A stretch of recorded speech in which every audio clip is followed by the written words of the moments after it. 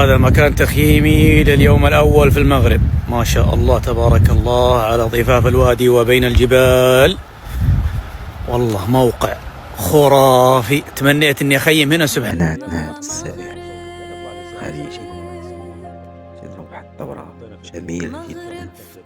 النواحي ديال أقشور تشوف شلالات ديال أقشور جمال ديال الطبيعة المغربية من بعد ما ثبت الشتا وطلع شوية ديال الورد والمزار. ومن تما من أقشور غادي توصل لطنجة.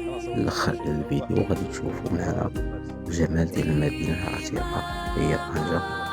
ومن طنجة غادي نشوفو الجبل ديال بنوزة غير الطريق ويعطينا بزاف ديال المعطيات بسبب المنظور ديالو هو كسائح خليجي كما كتشوفو معنا. والله باش منطولش عليكم الإخوان، شكرا على الدعم ديالكم وعلى ديك المواقع ديالكم. لايك بارطاجي صافي، تمنيت اني اخيم هنا. سبحان الله، ربي رزقني برجل طيب وصلني الى هذا المخيم. طبعا لقيت كامبينج مخيم وسط الطبيعة، ان شاء الله انه كويس، بس بشكل مبدئي مكانه كويس. هذا الحبيب الغالي خدمني قال لي عندي هنا لك كامبينج ممتاز هو وعياله. الله يبارك لك ويوفق. مكان يا اخوان جميل على الوادي. طبعا المبنى هذا في دورة مياه الله يكرمكم، وفيه مروش حار بارد. الولد وامه ساكنين في نفس المخيم وعندهم وجبات على الطلب، يعني تقدر تطلب بدون ما تخيم، تكشت هناك وتطلب من عندهم. السعر يا اخوان 40 ريال 100 درهم انا وفهد. طبعا احنا تفارقنا انا وفهد، قلت لفهد تروح في طريق وانا في طريق، لان انا وقفاتي مختلفة عن فهد وادخل اماكن وعرة، فهد ما يقدر بالدباب. فكلمت الرجال قلت له خويي جاي بالدباب بيوقف هنا وانا بنام فوق وخوي بينام تحت. قال لي خلاص، واتفقت معاه 100 درهم 40 ريال. بطنا الجلسة وجبنا المنقل. الحبيب هذا صاحب الكامبينج عطنا اسمك. أيوب حبيبنا أيوب، يقول له أصحابنا السعودية يجون يكشتون هنا. مرحبا بك. أسأل الله يبارك لك. موقعكم من أجمل المواقع اللي وجدتها هنا في أقشور. هي أقشور هاي تعتبر منطقة؟ يا أقشور. أيوة أقشور قريبة من أقشور. ما شاء الله تبارك الله. طبعا يا اخوان عندي مطبخين، مطبخ تحضيري سريع فيه كل شيء. عندي هنا قدر كهربائي، عندي قلايه، عندي الثلاجه، هنا مواعيني اللي استخدمها لشخص شخصين بالكثير. المطبخ اللي ورا هذا اللي ادراج وقز ومغسله، هذه بالعاده في السعوديه اذا معي اهلي اصدقائي واذا كنا مجموعه، لكن في رحلاتي بالعاده كرسي واحد طاوله واحده، والطاولات هاي الثلاث تخدمني. يعني عندي طاوله المنيو حقت اولوكاب هذه طويله لو ابغى استخدمها، ولا قد استخدمتها الى الان. هذا مطبخي باختصار. هذا الشيخ معاذ قسم بالله انه ذيب. قلت له ابغى حطب، قال اجيب لك الحطب الابيض. عندهم حطب ابيض. ابيض من كافو يا معاذ، اليوم تسهر معي وصباحي من فم السبع. والله ونعم فيك، ما قصر. يعني الجو بارد فقلنا نشب نار وما قصروا الشباب الله يعطيهم العافيه. لازم نولع الجو.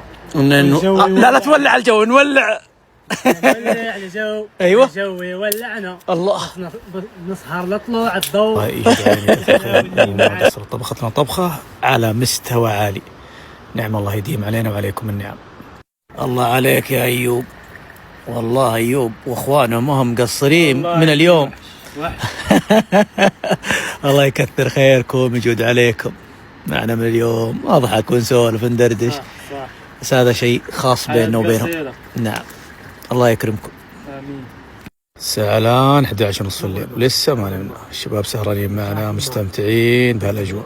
الله يمتعنا وياكم بالصحة والعافية. السلام عليكم، مساكم الله بالخير ويا هلا والله وغلا. المعذرة الايام اللي راحت والله علينا سخونة، تعب وكحة وزكمة، واليوم الحمد لله تسنى شوي. مدينة الاسبانية تعتبر ميناء وطريفة على فكرة، هي أول مدينة في الأندلس دخلها المسلمين، دخلها طريف بن مالك عام 700 ميلادي فسميت على اسمه. فمكان تاريخي، تخيلوا طريف بن مالك، طارق بن زياد، موسى بن نصير، ما شاء الله تبارك الله. هذا هو وادي المرسى، ما شاء الله تبارك الله. طبعا الوادي هذا ينتهي فيه المطاف ليصف في البحر الأبيض المتوسط.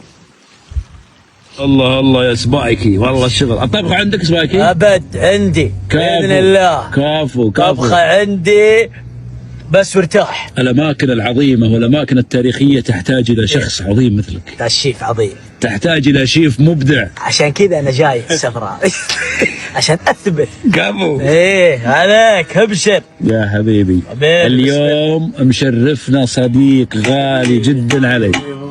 يا حبيبي والله ان زانت المغرب في عيني بشوفتك. يا حبيبي قوتك. هذا صديق غالي علي. قوتك وما الشريف عاتق النامي. يا مرحبا. الله يسعدك. طبعا هذا بطل من ابطال الترحال. تعلم منك. صولات وجولات وتاريخ، لكن للاسف ابتعد عن السوشيال ميديا. سابقا كان ما شاء الله تبارك الله. انت مشرفنا يكفي. والله من ابدع الناس اللي راحوا وسافر وزار عدد كبير جدا من الدول. الله يسعدك. يا مرحبا والله يعطيك يا حبيبي. قائد رحلتنا ابو محمد. شوف قائد الرحله ما يعطيك وجه على طول، لازم يصد عنك شوي. يا مرحبا يا ابو محمد. وش المكان الجميل هذا؟ المرسى اتوقع انا انه اسم، حتى المرسى اسم تاريخي، رست ربما السفن القديمه. المرسى اللي هو قوارب الصيد الصغيره تسمى مرسى. يا سلام. اللي يرسوا فيها السفن. وهنا احنا كاشتين بين 3 دول عظمى. يا سلام. جبل طارق، بريطانيا، واسبانيا، والمملكه المغربيه. ما شاء الله تبارك الله. من طلعنا من طنجه لين وصلنا تقريبا سبته، والربيع بهالشكل، ما في ديك الزهور العاليه مثل وسط المغرب وجنوبه. لكن الربيع هنا تلقاه مختلط مع الاشجار هذه دائمه، ووسط هالجبال والاوديه والبحر، يعني منظر طبيعي جميل. ولكن اذا تبحث عن الربيع والزهور العاليه لا، كان في الوسط وفي الجنوب اكثر. ممكن لو ابتعدنا جهه شفشاون ممكن يرجع لنا، ما اعرف، لكن بنصور ان شاء الله. الله يا ابو محمد. قرب باقي له ربع ساعه كذا ان شاء الله. كفو والله. طبعا حط الكرتون درع علينا هوا شوي، دخلنا وسط الشجر. الله ما شاء الله تبارك الله. حياك الله ابو ابراهيم. الله يكثر خيرك ابو محمد. الصحه والعافيه. يستاهلون. العافيه ديالنا ولا ديالهم؟ ديالنا.